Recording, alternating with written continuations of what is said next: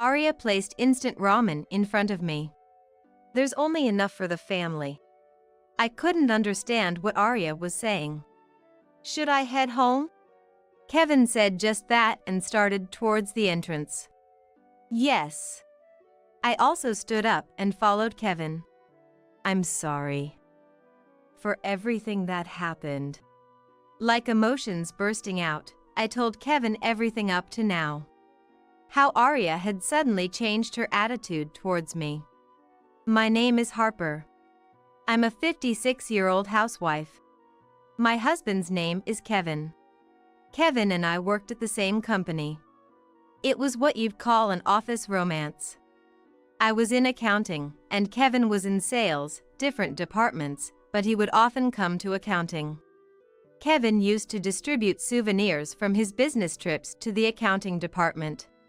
Kevin was thoughtful and kind. Whenever I had to go to the sales department for receipt verification, Kevin was the first to help. Even when it wasn't his fault, Kevin would always apologize. His handling was sincere, and his smile was kind. I was secretly attracted to him, but too embarrassed to make the first move, so we continued as colleagues for a while. Then, one time, it came to light that one of the employees was falsifying receipt processing. Kevin cooperated with the accounting department, worked hard to uncover the truth, and when it was resolved, he invited me to a dinner under the pretense of a consolation party. I thought it would be a group outing, but it was just Kevin and me. I was surprised, but more so delighted. Dinner with Kevin was so enjoyable that I lost track of time. We shared a hobby, or rather a way of thinking, like finding it fun when the numbers in the ledger matched perfectly. After that, we went out to eat several times, and went on dates. After about 6 months of this, Kevin proposed to me. I pretended to think about it, but was extremely happy. I tried to keep him in suspense for about a week, but my happiness got the better of me, and I said yes the next day. Kevin has been very kind since we first met. That hasn't changed, even now that we're married. He always thinks of me. He makes sure we have quality time together as a couple. I consider myself very lucky to be married to Kevin. I continued working after we got married, but I quit when I got pregnant with our eldest son, Brian. Brian's birth was difficult. He was breech. Kevin was told by the doctor that it could endanger either of our lives. Despite this, we doted on Brian when he was born. Brian was a mischief maker, leaving the house covered in doodles, dismantling toys quickly. Still, we didn't scold him and let him grow up freely. Because of the risks associated with pregnancy and childbirth, Kevin and I decided that Brian would be our only child. For that reason, Brian was our precious treasure. In kindergarten and early elementary school, he was so free-spirited that he caused his teachers quite a bit of trouble. We were cautioned at numerous parent-teacher conferences. However, as he moved into the upper grades of elementary school, he seemed to gain some discretion, and his behavior improved. From then on, Brian was quite the honor student. He had good grades and served as the president of the student council. He was also a leader in his club. His test scores never fell below 90. However, at home, Brian didn't seem to study much. When I peeked into his room, Brian was usually lying down reading manga. When I asked, "Brian, while reading manga, are you studying?" "Yeah," he would always say. Yet Brian never let his grades slip. He must have been working hard in ways I didn't know. Brian went on to a public junior high and high school. Despite his grades, he chose the public school closest to our home, though he could have gone to a prestigious private school. Even in junior high and high school, his grades were always at the top, and he was the student council president. He went to a local public university for college. In college, he seemed more devoted to activities like volunteering than to his studies. Then, when he started job hunting, Brian only applied to local companies. With his grades, he could have worked for a large corporation or a foreign company.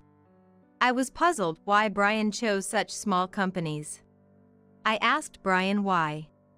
Since high school, I kind of always wanted to work locally. Apparently, there was a class assignment about the local area in high school that sparked his interest in staying local. He chose the local university and through volunteer activities sought to deepen his understanding of our town. I hadn't realized Brian had been thinking along these lines and honestly admired it. That's impressive. You really thought it through. I praised Brian. It's not a big deal, Brian said, laughing shyly. Brian got the job he wanted at a local company and graduated from university without issue. I thought he would commute from our house, but he decided to rent an apartment near his company. Brian is very strong and likes to show his independence. It's all experience, he said. He wanted to experience living on his own and learn how difficult housework can be. Our home became quiet as if a light had gone out after Brian left. But then I remembered, this is how it was when Kevin and I first got married. I decided to enjoy living just with Kevin again. Thanks to Brian choosing public schools, we had quite a bit of savings left. The mortgage on our house was almost paid off, so it looked like we could pay it off around the time Kevin retires. Furthermore, my parents have a broad apartment management business. Eventually, it looks like I will take over the apartment management.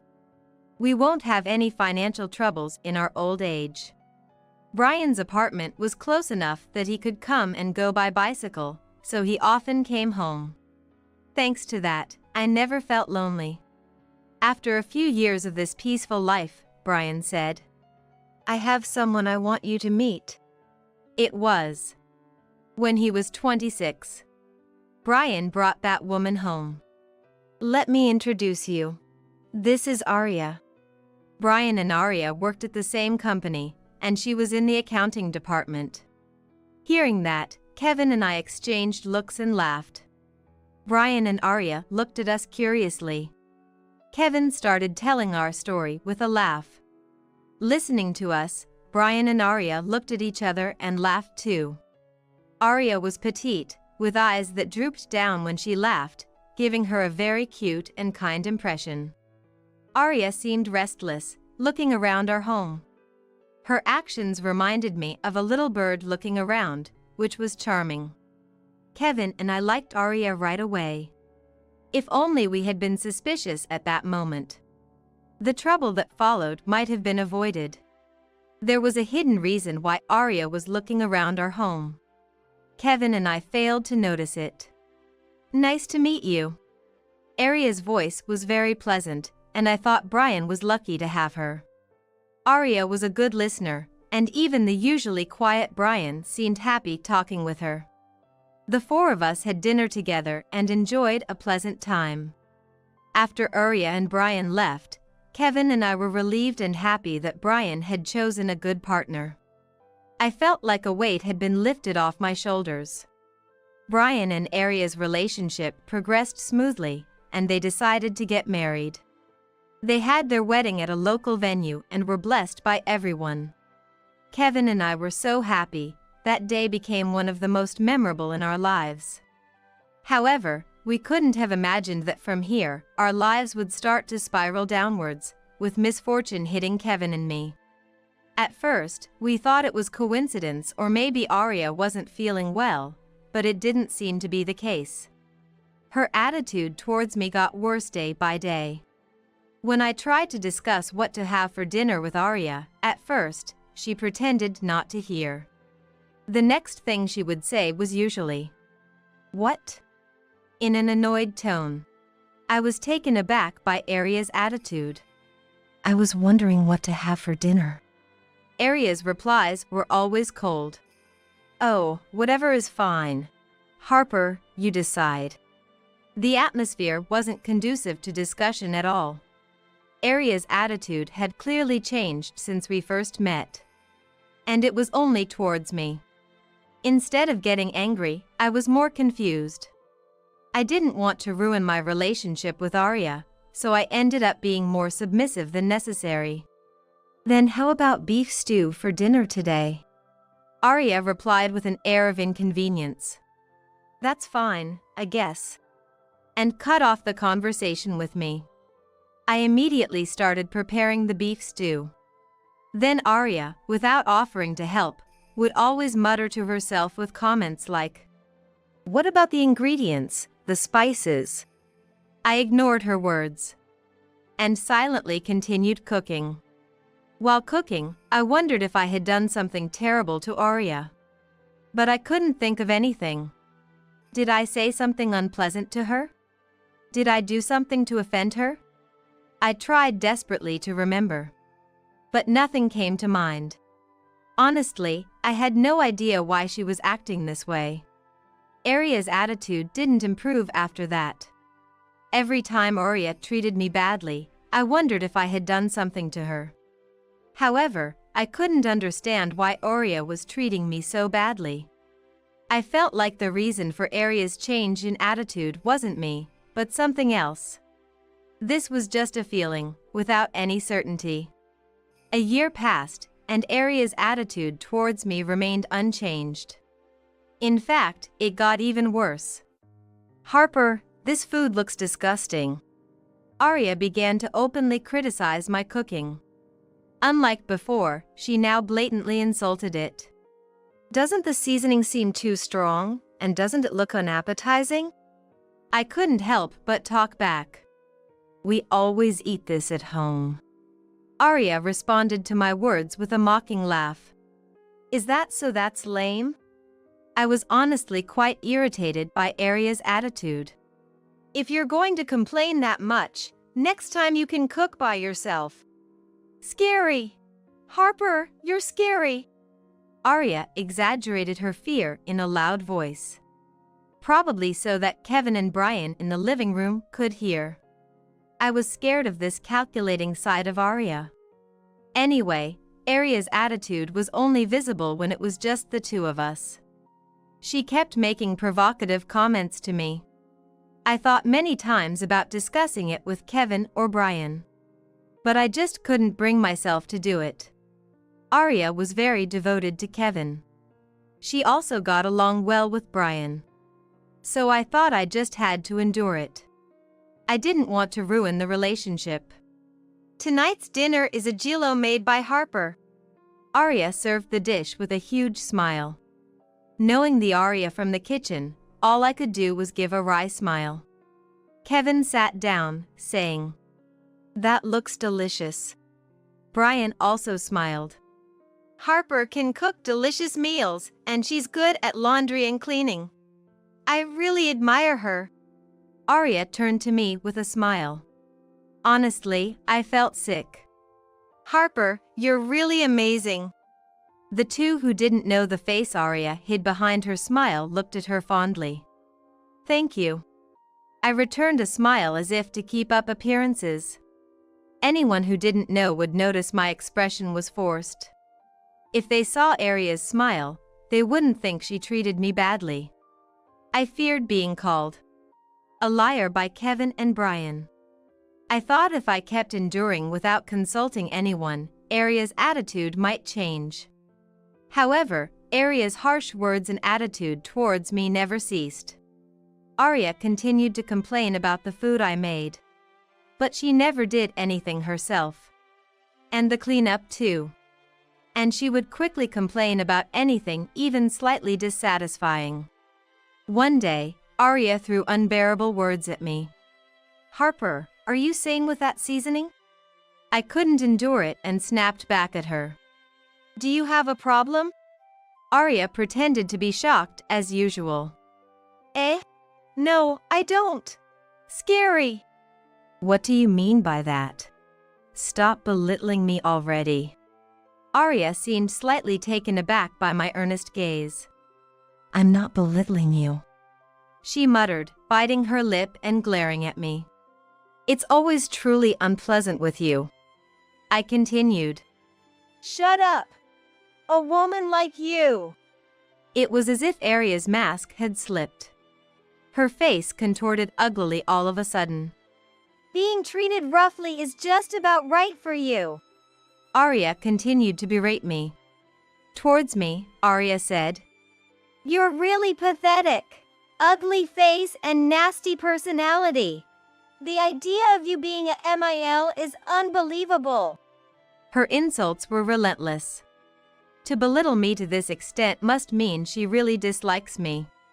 But still, I can't understand how she can say such horrible things to someone she dislikes. If she dislikes me that much, I think she should just stay away and keep her distance. I felt sad. It's sad that you think that way.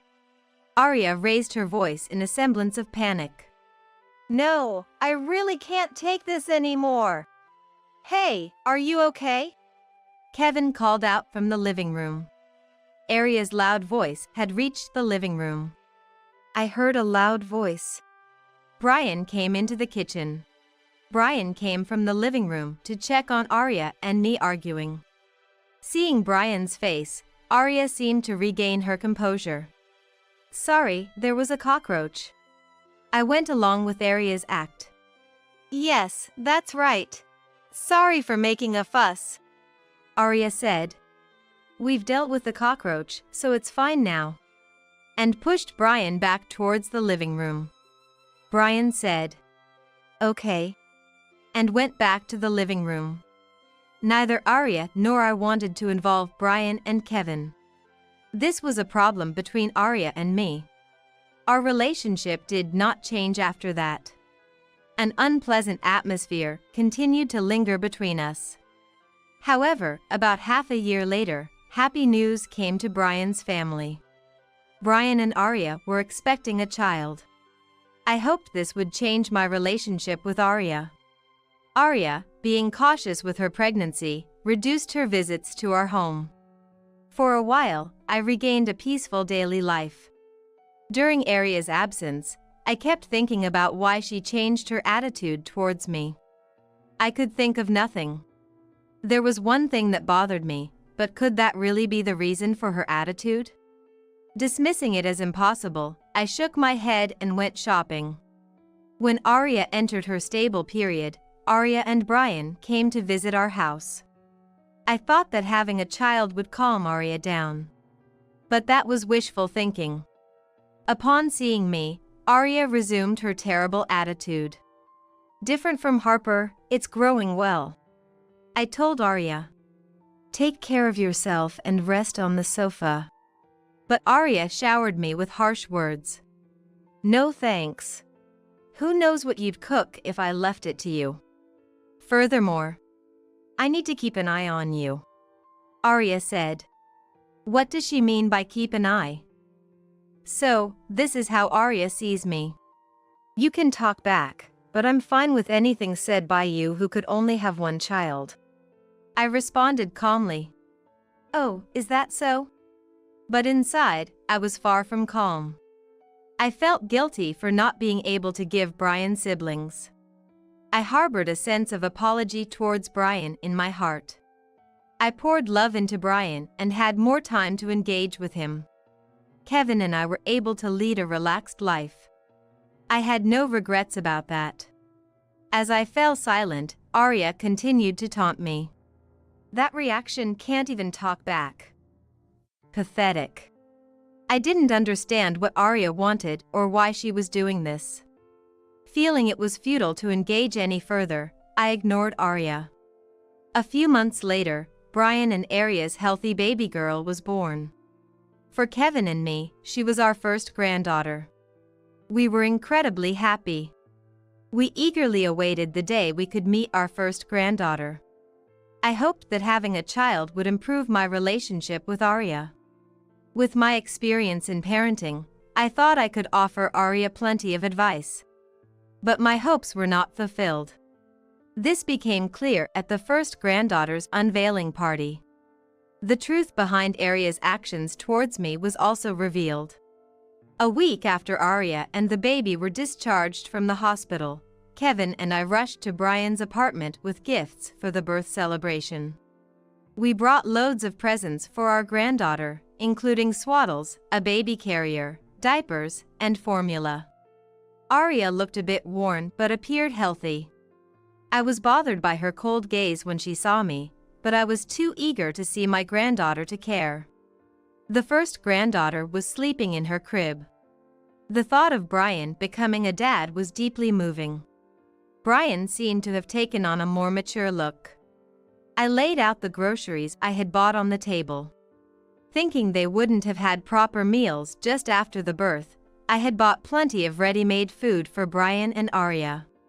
As I was about to start preparing in the kitchen, "Please sit down, I'll take care of it," Arya said.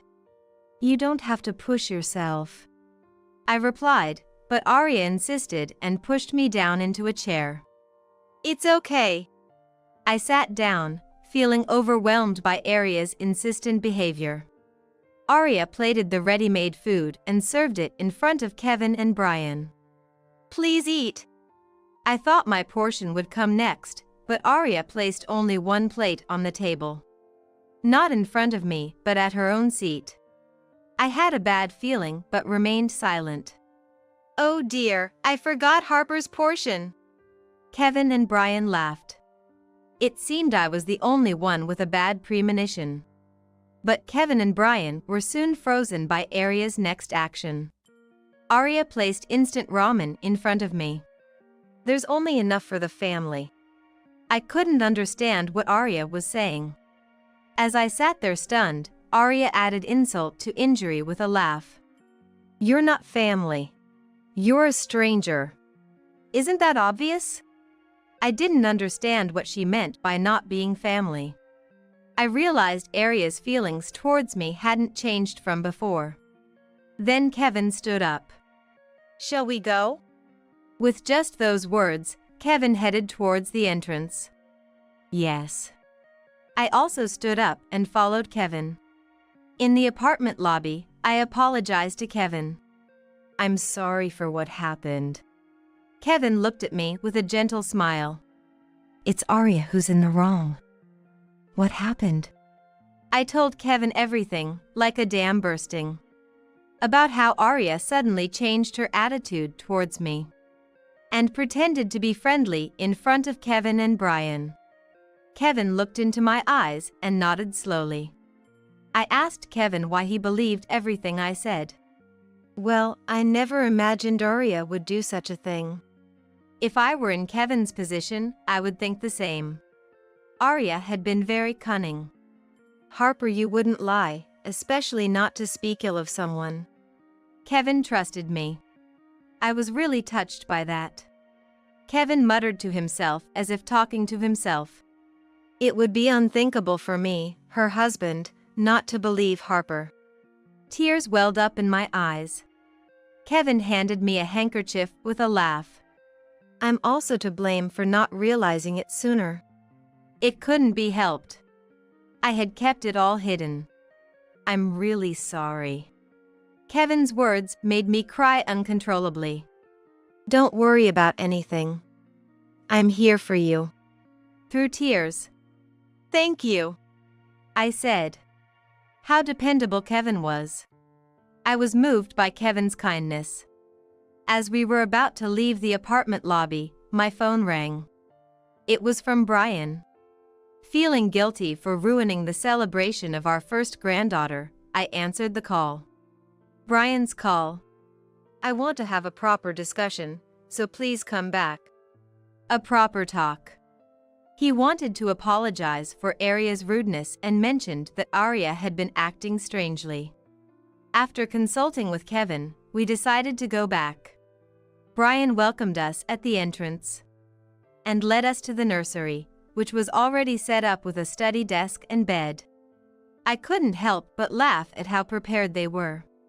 "I'm really sorry about Arya. Has there been trouble for a while?" Brian seemed to have noticed something. "That time in the kitchen when there was a loud voice, you were arguing, weren't you?" Right, we had lied about seeing a cockroach. Brian had known all along. I explained to Brian how Arya's attitude changed towards me shortly after their marriage. Brian was silent, but his fists were clenched tightly. "I'm really sorry." Brian believed what I said. I thought Brian might defend Arya and call my story a lie. Tears came to my eyes again. "I've decided to divorce Arya." Kevin and I were shocked and speechless. "Why?" I managed to say just one word. Kevin nodded in agreement. Brian said as he left the room and headed for the living room. "I'll explain everything now." Kevin and I followed him. From the living room came Arya's crying and "No!" a scream. The divorce papers were on the dining table. I didn't miss Brian's signature on them. When Arya saw my face, she threw magazines and ornaments she had in her hand at me. One nearly hit me. Then, Kevin shielded me, and a small ornament hit Kevin's face. Kevin's glasses flew off in a wrong direction. Arya probably didn't expect it to hit. She stopped moving, eyes wide open. I was shocked and saw blood flowing from near Kevin's temple. Brian approached Arya with an incredibly stern look, holding her hands down. "Do you realize what you've done?" Brian exclaimed in a tone I had never heard from him before. Arya collapsed on the spot as if her legs gave out. "It's not my fault. I'm not the bad one. It's her." Arya was muttering the same words over and over, looking dazed. Brian looked at me sadly. "Right after we got married, Arya visited Mom, remember?" I tried to recall when that was. Then it hit me. I finally understood the discomfort I felt back then. Yes, Arya visited me alone. She had asked me for a loan at that time. Brian was unaware of this loan. So, "First, talk to Brian about it," I said. At that time. "Understood." Arya quickly agreed and went back home. Since she never consulted me about it again, I assumed it was resolved. This was a secret I kept to myself, so Kevin didn't know. Kevin looked at me, surprised. "I'm sorry I didn't tell you." I felt sorry for Arya and didn't say anything. "That's what I hate, your pretense of being good." Suddenly, Arya hurled insults at me. Quite a vulgar way to speak. About that loan, Arya borrowed from somewhere else and repaid it. Brian also told me about Arya's spending habits. Arya has always been extravagant with money. She prefers expensive ingredients and loves brands. Even when Brian met Arya, she was in debt. Brian had a talk with Arya not to borrow any more money. Unless she agreed, he couldn't continue the relationship, and Arya consented. At that time, Arya was crying and apologizing. Brian looked down at Arya sadly. "Anyway, I'm definitely not in the wrong. It's her fault." Arya insisted she was not to blame, but her words lacked any conviction. Brian and Kevin looked at Arya with cold eyes. "Shut up! Just shut up! Shut up!" Arya began to cry and scream as if she had a tantrum. We couldn't handle her anymore and kept our distance. When Arya was about to smash a ceramic ornament on the floor, the baby in the crib started crying. I rushed to soothe the baby. When Arya yelled, "Shut up! Why is this kid crying?" we were shocked and looked at Arya. "Everyone's just getting in my way. Shut up!" The baby cried louder as if Arya's yelling set it off. I tried to calm the baby, but it wouldn't stop crying. Ah, so annoying. Make that child stop crying now. Was this the real Arya? Her way of speaking remained vulgar. Those eyes were not sane. She seemed to have lost her mind. Concerned for the baby's safety, I decided to take the baby to the nursery.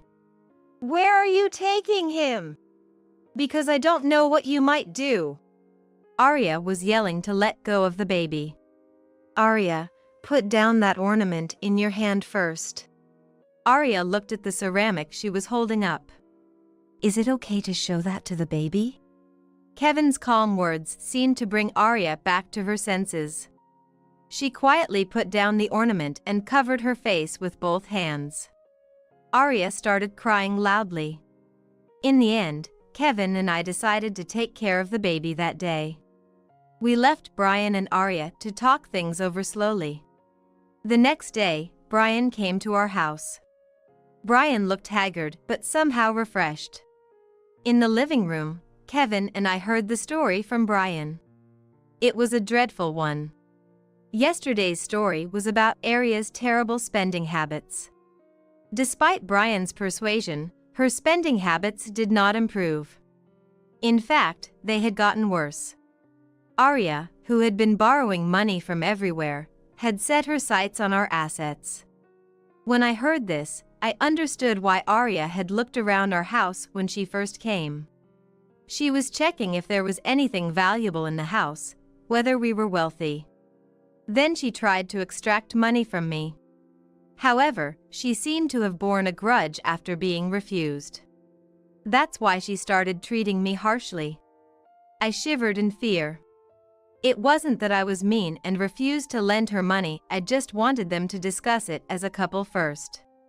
Arya took it the wrong way. But Brian's story didn't end there.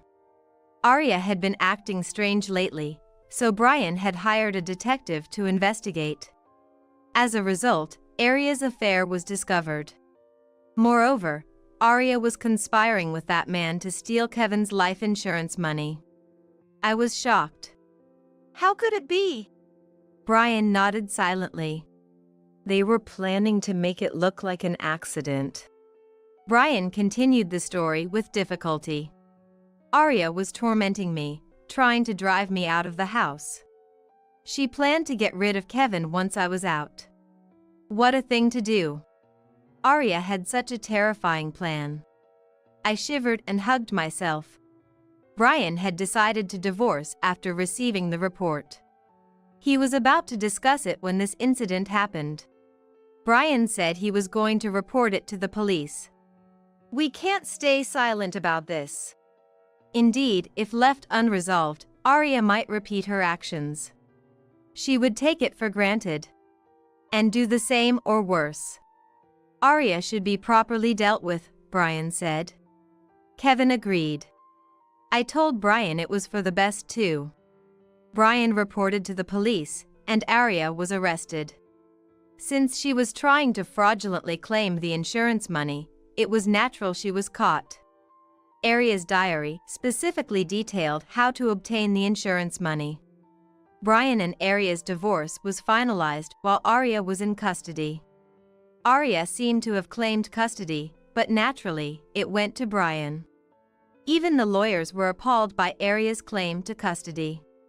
If Arya is prosecuted, she and her co-conspirator will likely receive actual prison sentences. I want Arya to reflect deeply and face her crimes in prison. Not only did she ruin Brian's life, but she also caused great trouble for the child born into this mess. The assault on Kevin did not become a case because Kevin did not file a complaint.